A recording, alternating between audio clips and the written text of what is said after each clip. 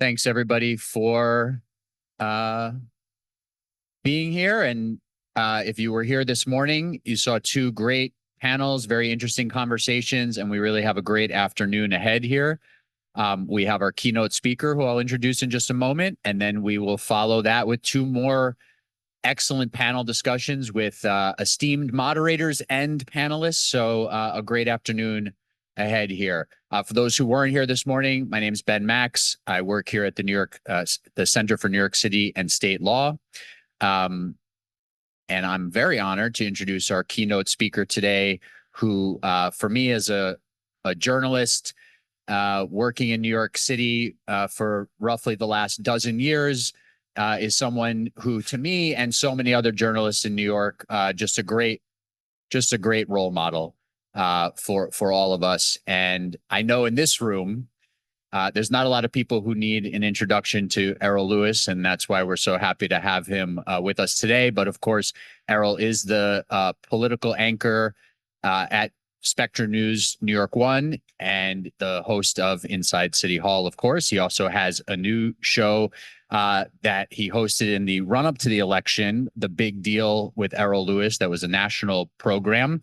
He hosts his podcast, You Decide, and I've been very honored to have him as one of my very few repeat guests on my podcast, and appreciate his time when he is willing to join me with his great political analysis. That's just a little smattering of what Errol does. He is at the beginning of your program if you want to know more about his background.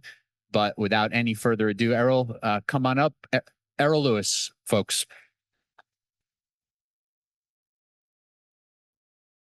And Errol has not only graciously agreed to speak with us this afternoon, but he will take some questions at the end of his remarks. So be ready to come up to the mic here, or we have another handheld mic that can be brought around for folks who might not be able to get up to the microphone here. Give a wave and we'll try to get a microphone to you for the Q&A. Thank you. Thank you. Thank you. And thank you to New York Law School in the center. I see Ross here. Great to see you, Ross. And thank you for having me on after lunch and not before lunch. So I know everybody's settled and happy and or at least reasonably content, which might be the best we can hope for in New York these days. Let me start by thanking everyone who watches Spectrum News and Inside City Hall. I do not take your support for granted, and hopefully we'll be around for a good long while. And we've got a big year coming up with the municipal elections. I've got a lot more to say about that in a couple minutes, but we really do want to extend our appreciation to those of you who have come on this journey with us. I've been there for about 14 years now. And we have similar missions: local news and the independent budget office. That mission, of course, is to give decision makers the best information and insights that we can find to help them make wise choices. We also have something in common, which is an important source of independence in the form of a funding stream that cannot be eliminated based on a political whim and cannot be used to bargain and bully. That has always been critical to the power and influence of the IBO. And it's important, of course, in the news business as well, where we have a lot of business models that are suffering. Some are failing. I'd say more, but I might start weeping here. We'll have to talk about that at a future conference. Ben can fill you in on a lot of the details. But the real source of credibility for the media, certainly for the IBO, is the integrity of the people that do the work and the accumulated credibility that is built by the institution over time.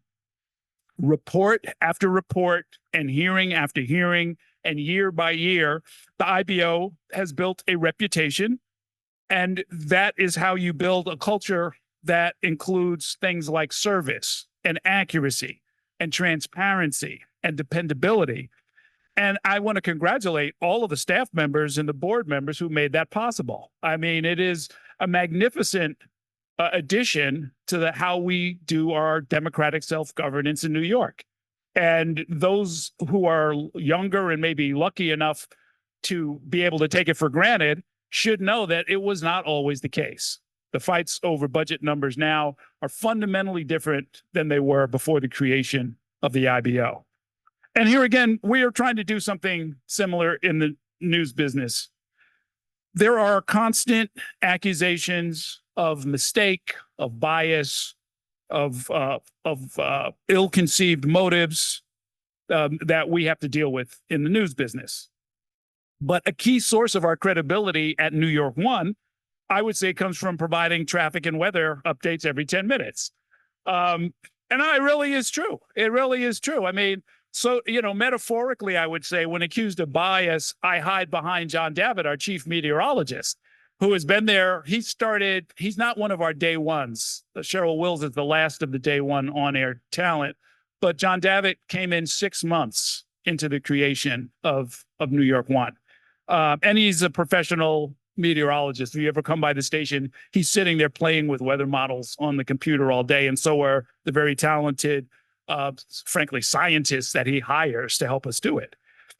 We build the foundations, a little by little, that people can see that we are here to tell you what we know that will be useful to you. And some of it is very basic, like don't take this bridge because it's closed. And some of it is a little bit more complicated, like we have an election coming up. Here are the issues. Here are the candidates. Here's the choice that you're going to have to make. We are building the foundations, as is the IBO, on which a lot of the city's choice making rests. Those foundations have to be sturdy. They can't crack. They can't be made of quicksand. They can't just go away. We have to really work at this. And again, it's a little bit at a time. And we are creating a culture that we have to protect and defend. And that starts with actually recognizing it. And so a part of the recognition, let me thank Ronnie Lowenstein personally and Doug Turetsky for spending many, many, many hours with my students. I have been an adjunct professor for over a decade at the Craig Newmark Graduate School of Journalism at CUNY. And one of the best received, one of the favorite segments every single year has been when we get to the budget section and Ronnie and Doug would come in and we would have an hour plus time to sort of sit and talk through what the IBO does, what's available as a resource, and how to think about the issues that they handle. And many of my students, and I guess at this point I'd have to number them in the hundreds, because it's about 20 to 30 students every year, and this is over a decade, it's a couple hundred students. Many have gone on to great success. They are at major organizations, including the New York Times and the Daily News and the Post, the Miami Herald, CNN. A lot of them are with me at New York One.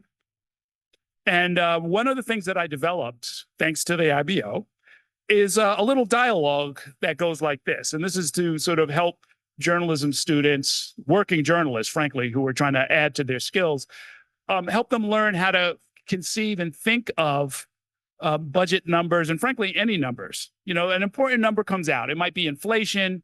It might be a jobs report. It might be a cost estimate of a tax break. It might be our perennial favorites, the salary of a public employee, or the level of household income that qualifies applicants for affordable housing, which translates as affordable to who, right? Whenever these things come up, what I tell the students is the first question you ask is a little bit of a dialogue. The first question is that number a little or is it a lot? And the answer is always the same. Well, it depends, right? And then the next question is, well, depends on what? And what I tell them is that's where the journalism starts. When you're asking, well, what does it depend on? What are we talking about here? And it's something that one of the IBO's, I would say, most valuable products is helping us to answer those questions, providing the context, the nuance, the history, and thereby the understanding that comes with trying to answer that question. Depends on what? To give you an example, in the prior fiscal year, our city spent about $624 million on the operating budget of the Parks Department. So is that a little or is it a lot? Well, it depends. Well, what does it depend on? It's about 0.6% of the budget. By comparison, Chicago, Los Angeles, San Francisco, they spend between 1.4% and 4% of their annual budgets on parks, which is partly why if you go to their parks and look at our parks, theirs are a lot cleaner, better sculpted, different programming, in some ways better programming at times. Cuts in the budget in the current fiscal year actually led to a loss of 800 workers from our parks department, including people doing critical maintenance work. And I know there are people here who remember some of the tragedies that come from not enough maintenance. It's not just a matter of a busted park bench, although that's irritating enough, but falling tree branches that have killed New Yorkers, that sort of a thing comes with these budget cuts. Now, as a candidate, the current mayor promised, it was a campaign promise. You can go and find it. It's online. Ben Max downloaded it before they could pull down their list of promises shortly after the inauguration. That happened. He downloaded it. It happened. There was a whole list of promises. It vanished after the inauguration, but not before Ben Max had downloaded it. Anyway, one of those promises was percent for parks. Well, 1% for parks. And yet, here we are 3 years later, and it's 0.6%. Okay, is that a little or is it a lot? Well, we're building now on the context. It remains to be seen if he's going to take steps to maybe try and meet that promise a little differently. We've got the mid-year adjustments coming up. We've got the full fiscal year budget coming up a few months later. We'll see what happens. And that brings us, in fact, to the main topic that I wanted to talk about with you, which is next year's municipal elections. The Democratic primaries, ladies and gentlemen, are in 225 days.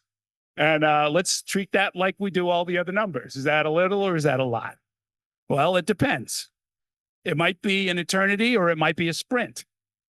I would submit to you that it's right around the corner. I hear 225, and we have another number for comparison right now. That's roughly twice the 107 days of the Kamala Harris campaign, right? You throw in early voting, you throw in holidays, Labor Day, Columbus Day, we just went through. If you throw in the ones that we know are coming up, Christmas, Hanukkah, New Year's, it's really more like, Kamala Harris basically had about 90 days to stand up a national campaign and get a message across to millions of people. And as we know, that did not succeed. On the other hand, 225 days is also more than half a year. The question I would ask, and we should all ask ourselves, one by one and collectively, is that enough time to surface issues and offer a plan on how to lead our city forward? And I would suggest again that I think the time is very short. I would also suggest that everyone in this room, really all of us, advocates and attorneys, donors, union officials, party leaders, politicians, pundits, everybody needs to engage right now. Engage with the candidates, certainly, but also engage with each other about city problems and possible solutions. We need to insist that the candidates come to the table with at least a little bit of this IBO culture that we are adding to the public governance culture, the political culture of New York. Bring some data, not just, some shifty slogans. Explain your numbers. Understand your numbers. Be prepared to answer the question when I ask, because if nobody else does, I'll ask it. Well, is that a little or is that a lot? What are we talking about? What is this compared to? Come prepared. This shared culture has to include not just respect and accuracy and familiarity with numbers, but also integrity, humility, honesty, curiosity. And it's up to us collectively to make it real, not just something that's performed on the way to the election. One of the core challenges of democratic self-governance, and this is where it gets a little tricky, is that our institutions, and that includes the media, not exempting myself, It includes the elections themselves. It assumes, in a lot of ways, the structure of it assumes a level of knowledge and engagement by the public, the voting public, that is more hoped for than real. Let's put it that way, right? Let me read a quote to you. About half of Americans do not know that each state has 2 senators, and 3/4 do not know the length of their terms. About 70% can say which party controls the House, 60% which party controls the Senate. Over half of all Americans cannot name their congressman, 40% cannot name either of their senators. Close quote. Now, and for those who are thinking, well, it didn't used to be that way. No, it used to be that way. This is not a new phenomenon. It's not going to be cured by whipping up a new, middle school civics curriculum. Not that that's a bad idea, but that's not, this goes a little bit deeper. These numbers that I just read to you have held up pretty steadily since the dawn of modern polling. You can go back to the 40s and you'll find it. The quote is from a book called The Myth of the Rational Voter by Brian Kaplan, which I would recommend since we're in a school, The subtitle of the book is Why Democracies Choose Bad Policies. And the book confirms what many of you in this room already know, which is that people make their choices based on information that might be skimpy or biased or even flat out wrong. And some candidates feed on the problem by, quote, giving the people what they want and avoiding responsibility for making choices that might be difficult or not useful in the next election. A lack of reliable information, of course, is an open invitation. Our founders warned us about this in great detail. A lack of reliable information is an open invitation to cynical demagogues, foreign adversaries, conspiracy theorists, and others who might want to poison our public debate with disinformation. And here again, we have a shared responsibility. I would recommend that all of us, as well as the candidates that we talk to and can influence and will need to educate over the next few months, should look at the reports that come out periodically, not just from the IBO, we'll get to that in a minute, but also the Community Service Society. They just had their gala last night. I saw some of you there. And it reminded me that their survey, The Unheard Third, one of David Jones's many brilliant contributions has been to go out and find lower income New Yorkers and survey them and them alone and ask them what they care about and what might help them. As a policy formation tool, it's unbelievably smart. As an act of simply trying to surface good information, I wish he had more competition for it, but I would recommend that people take a look at it. And then, of course, you've got my favorite, and I try to write about this at least once a year, the budget options section of the IBO website. I love looking through it, and I did before I came here today. They've got a ton of areas where political reality and budgetary needs collide head on.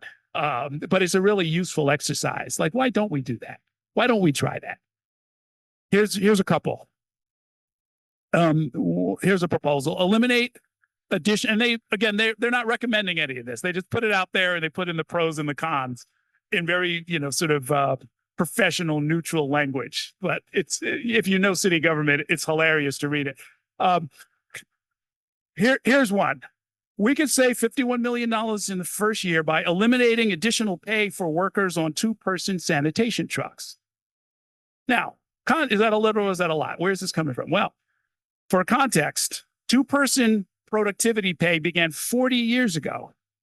And some of us remember that when, the sanitation union was threatening that the city would be buried in garbage if we didn't have that third man on the truck. It was men back then, mostly. The number of workers assigned to sanitation trucks was reduced from 3 to 2. The Uniform Sanitation Men's Association negotiated additional pay to compensate workers for this change. But that was 40 years ago. So now the kids of those those workers are benefiting from this additional pay, and leave it to the IBO to point out that we could save $51 million in the first year, and then you start adding up the pension implications, and it becomes $68 million a year. And after 5 or 10 years, now, and they put in, again, they put in their pros and cons, and they note in passing that this would have to be negotiated by collective bargaining. And that would be an interesting session to sit in on. And we all laugh about it, because I think we all know that the at least 7 people who have said that they're going to run for mayor next year, I would guess that not one of them is going to include eliminating additional pay for workers on the 2-person sanitation trucks as part of their program. But that doesn't mean it's a bad idea. And here again, hats off to the IBO for bringing these things forward. Here's another one. And this would save, according to the IBO, $641 million per year. That's real money, even in New York, right? Eliminate longevity pay. Over 1,000 city employees in 2021, over 1,000 city employees got longevity payments that exceeded $10,000. Now, if you know people who are, Ross knows this stuff. If you know people who have been in city service for a long, long time, they hit you with a bonus after, 10 years, 15 years, 20 years. In the most extreme cases, some city employees got longevity payments that increased their total wages by 1/3 for the year. The average payment was about $4,000 for more than 103,000 city employees. So if that were changed, in the extreme case, eliminated, $641 million per year. Don't tell DC 37. But, let's move on. Rikers Island. There's a ton of data about the costs of pretrial detention, which is really what our jail system is. That's what Rikers Island is for, right? Almost everybody there is waiting for their day in court. IBO was asked and produced numbers that we've all heard thrown around quite a bit of how much it costs per person per year. And it's insane, right? It's in the $500,000 range. Now, you have to look at the IBO report to see that includes a lot of fixed costs of running a big island. And so it's not like each additional person means you have to pay $500,000. But the point, I think, is understood, and the point is well taken. And it's something that every candidate needs to weigh in on, not with platitudes, because we have, it's too real. It's too real, and the numbers are too well known for us to let the discussion of the law, which is law in New York, to close Rikers Island by 2027, meaning the next mayor will hit that deadline or fail to meet it. But it's too important, it's too specific, and it's too numbers driven to let anybody get away with, I'm going to keep all New Yorkers safe. We'll see. That's not going to cut it. We should not let people get away with that. Again, the numbers are too well known. They've been exhaustively researched, and I would recommend that everybody take a look at it. One of the other issues that I think the next mayor, we should insist that they come to the table prepared to talk about intelligently, honestly, and with good data, is the estimated 50,000 to 100,000 New Yorkers who live in unlicensed basement and cellar apartments that are partly or fully below ground level and lack the windows and alternate exits that are required under the city's building code. You all remember that storm in 2022 when 13 people died, and the president of the United States came and stood in an alleyway in Queens to see where part of the tragedy had taken place. And here we are years later with no updated building code, no active program to help landlords and residents cure these problems. No discussion really whatsoever. And we should make that part of the current campaign for municipal leadership.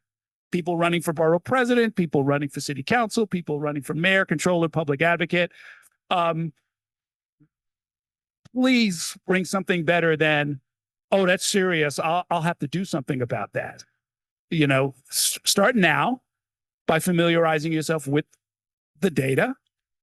and the policies and the problems. And look, understand that all of this is hard. That's another one of these things that, I try to have a smile on my face. That's what you do on television. But when people say, well, we've got this crisis because this, that, and the other happened, it's like, well, yeah, that was on the job description when you filed your campaign paperwork. It is on the job description. We need to remind people of that we're asking you to solve some really hard problems. If it was simple, if it was just common sense, politicians love to say that, right? Oh, it's just common sense. If it was just common sense, you wouldn't have a job, right? We don't need anybody. We don't need to hire people to help us enact common sense. We are hiring people to deal with really thorny, difficult, contentious issues where the data may not speak clearly. And we need to bring in people like the IBO, and we need to wrestle with it, and we need to talk about it, and we need to be clear with each other and with ourselves. Here's a proposal. This is an IBO proposal.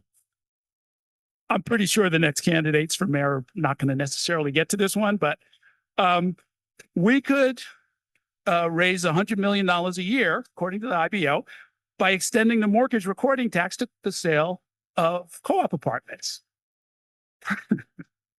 Yeah. I see Gail. I see Ruth Messenger there. Yeah. You'll be the first one to go in and tell people that that's part of your program. But look, here's one I think we can all agree on. Restoring the commuter tax. The estimate by the IBO is that it would bring in $1.2 billion per year. And by the way, make congestion pricing unnecessary from a fiscal standpoint, at least. But that's one that got away from us, and it's a tragic and frustrating case of very local, very petty politics. You all remember that there was a Speaker of the Assembly who wanted to win, one more legislative seat that he didn't really need, that they already had a majority, and it wasn't even going to tip them over into a supermajority. He just wanted to have the seat, and it was a suburban seat. And so they did away with the commuter tax, lost the seat anyway, didn't even work politically. And we've been suffering ever since. And the estimated, cumulative cost of not having that commuter tax is in the billions. Let me mention just a couple of things, and then we can take some questions and talk some more. One of the things that is happening right now, and I wish I could spend more time on it, but we have a reporter down there reporting on it every day, is the trial of Daniel Penny and the killing of Jordan Neely at the Broadway Lafayette subway station. For those who don't remember, that was the seriously mentally ill homeless man who was acting out on the train. Daniel Penny grabbed him and choked him to death. And I would suggest to you that really all of us are on trial right now as a city. We have all of these sophisticated programs. We have all of these smart people. We have all of these creative people and all of these attorneys. We have all of these policies and all of this technology, and we can't seem to execute the seemingly simple task of helping a visibly and obviously sick person get the food and shelter and medical treatment to which he is entitled by law. We need a solution that goes beyond platitudes. But I will caution you that platitudes are all we're going to get until and unless we all step up. So you should support your local news. You should support your IBO and make use of it.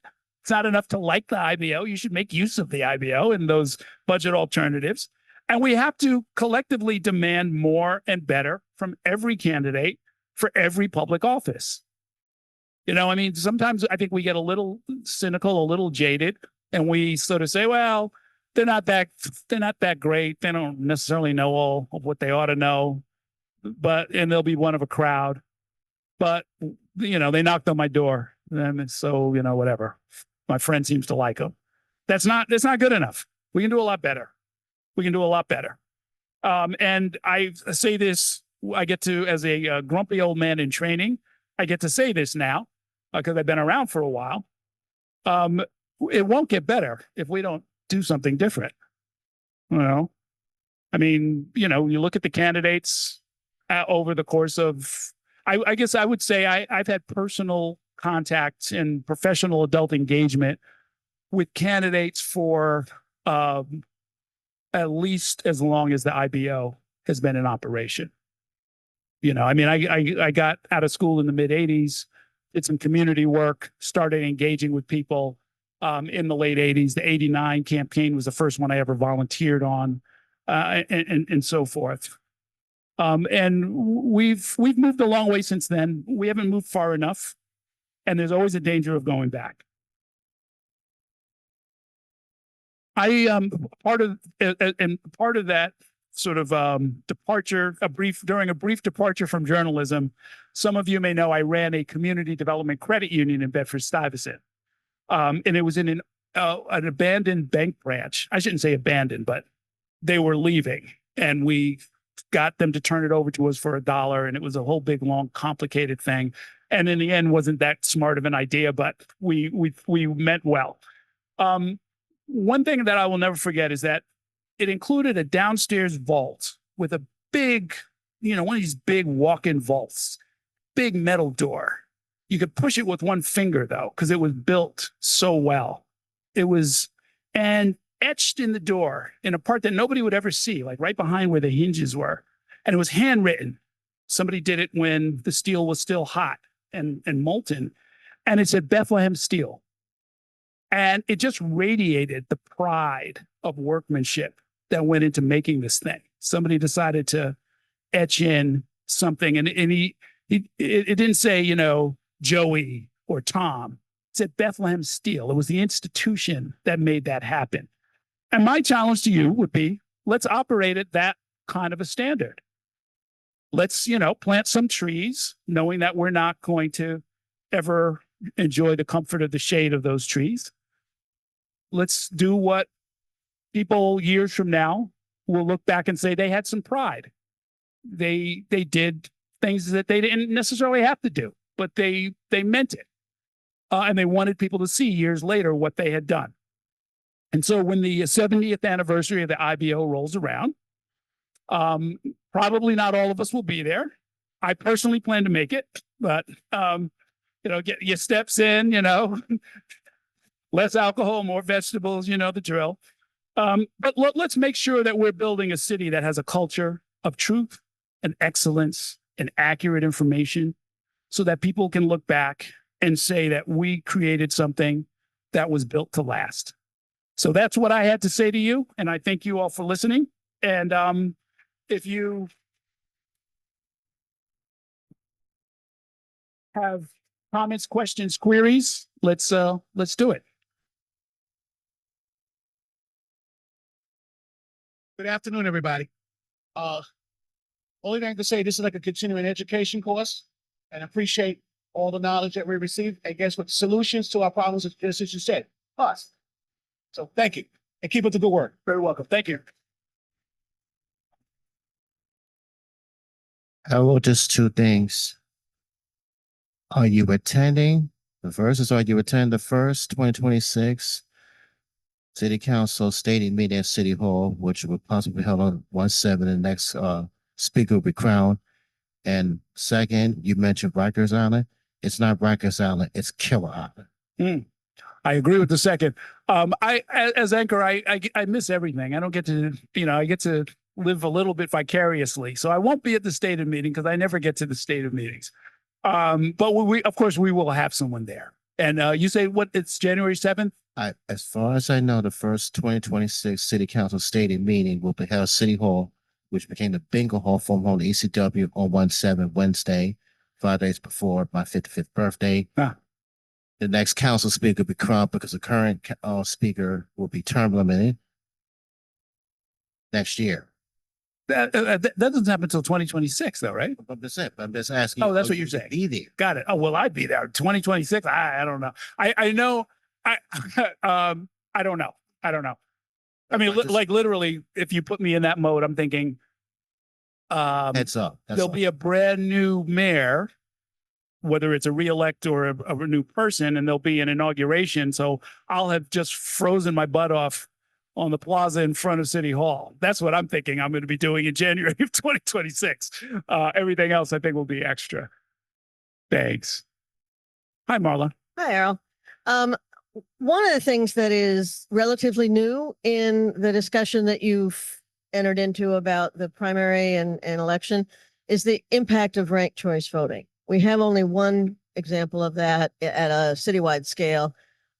Can you comment on where you think that's taking us in 2025? Because again, hopefully we're learning how to do that. And where do you think that's going? Oh, great question. Let me annoy all of my good government friends. I am a skeptic when it comes to ranked choice voting. For reasons related to what I read you from the myth of the rational voter, right? Ranked choice voting assumes you already know everything you need to know about all of the candidates so that you can, even if there's 9 of them, so to say, well, I want this one first and this one second and this one third. I would compare it to if you went out with some friends on the weekend. Do we want Chinese food? Do we want Indian food? Do we want, and you being able to say, well, I want this more than that, more than this, more than that. Well, and you have some familiarity with those cuisines, but most of us wouldn't do that, right? It's like, what's the choice that we're going to make?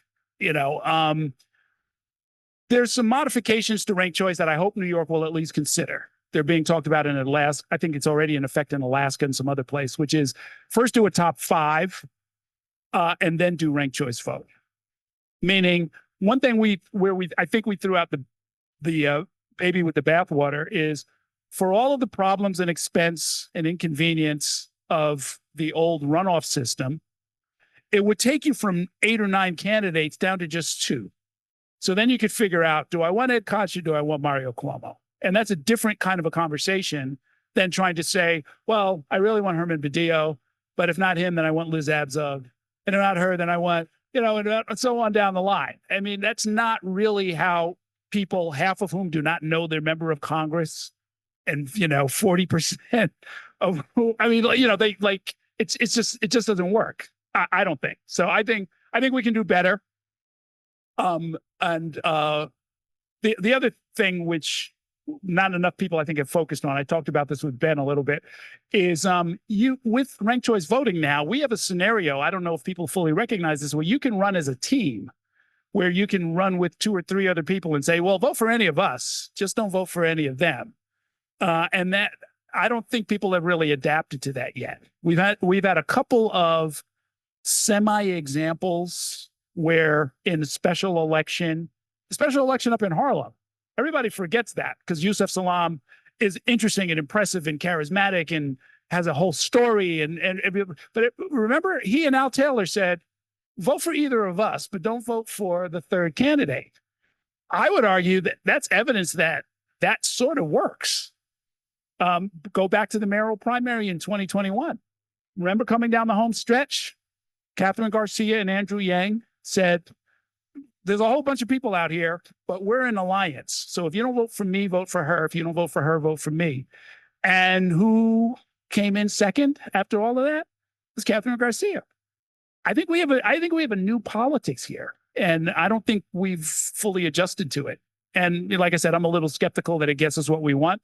I would love to have some period of time, even if it's only 10 days, where we've kind of taken the chaos of, 9 candidates for district attorney or 9 candidates for mayor. And we've got a controlled choice. We're going from preference to choice, which is what elections really are. Yes. What do you think the major consequences of the 89 charter revision have been? And do you think that on balance, they are positive or negative? Oh, that's a great question. From what I remember, and I was talking with Esmeralda, I actually testified before FAO Schwartz way back when, and I don't even remember why or what I was trying to do, but I think some of what was intended did happen. I don't remember if it was explicitly one of their goals, but they decentralized a lot of government. They brought a lot of people into government, and they brought a lot of diversity into government in such a way that I think they kept up with the growing diversity of the city. That was certainly the goal of the political people I was running with, and that happened, and that's a good thing. I think unquestionably. I don't, there's no there's no way to defend the old Board of Estimate system. Like it was just indefensible. So I think we got rid of an archaic and indefensible affront to democracy, frankly. When somebody representing, 400,000 people in Staten Island has the same vote as the borough president of Brooklyn, it just never made sense. So I think that was also a success. In fact, I have to see, what, I guess, I'm glad you asked that question. I don't think they did anything wrong. I don't think having 51 city council members is a bad thing.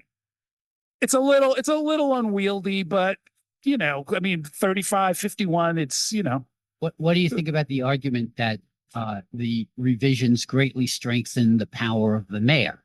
And so either you agree or disagree that that happened, and whatever your position is, do you think that was good? It's interesting you should say that. I don't know if it did. I mean, yes, technically it did, but the past mayors were pretty powerful people. I mean, LaGuardia was a very powerful figure. Koch was a very powerful figure, and didn't even really run the city because we had the control board for his first term, right? I mean, so you have, you make of it what you will. I don't think we've had a lot of, obvious stalemates or bureaucratic or legal showdowns because of the structure.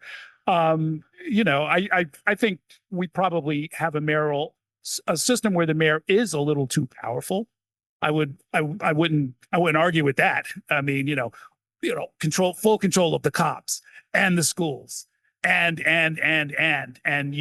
some of that can come down to personal whims. And then you can have something like the current situation where the mayor has legal problems, and now a lot of really important stuff is funneled into a troubled situation. But no, I wouldn't blame that on the charter. Thanks. I could ask you, Mr. Lewis, you seem to think ranked choice voting is not a very good idea. Did I get that impression? It could be improved on. I think it makes some assumptions that are just at odds with my understanding of people's actual knowledge of the issues in order to go and make a ranked choice. Okay, but if voting apathy is the real reason for the problem, what do you say when you consider the recent election in the district in Brooklyn for Congress, where Dan Goldman, great guy, his voting record would be one that I would be proud of, was running in a race where I and a few other people had encouraged Yulin No, an assemblywoman from Chinatown, who's been very helpful to my clients in Albany, to run for the seat. We convinced her to run, and she ran. And she got, I think, 25.1% of the vote. Dan Goldman got 26.9% of the vote. Yes. Three other candidates named Troy, Ling, and Wong collectively got 4%. Yes. They didn't even campaign. I don't believe in ethnic voting, but when it was over, I get it. we looked at each other and said, if these guys who didn't even campaign were not Ling, Chang, and Wong, those votes would have gone to Yulin No, Sure. and we would have had another Chinese American in Congress. Sure. Thank you. Sure. Well, no, I mean, look, that points to a political problem within whatever's going on in that district that people maybe should have tried to work something out. Under ranked choice voting, you are correct. There's the scenario similar to what I described, where four candidates can say, we're all from the same community, pick any one of us, and we'll all kind of get what we want. Maybe yes, maybe no.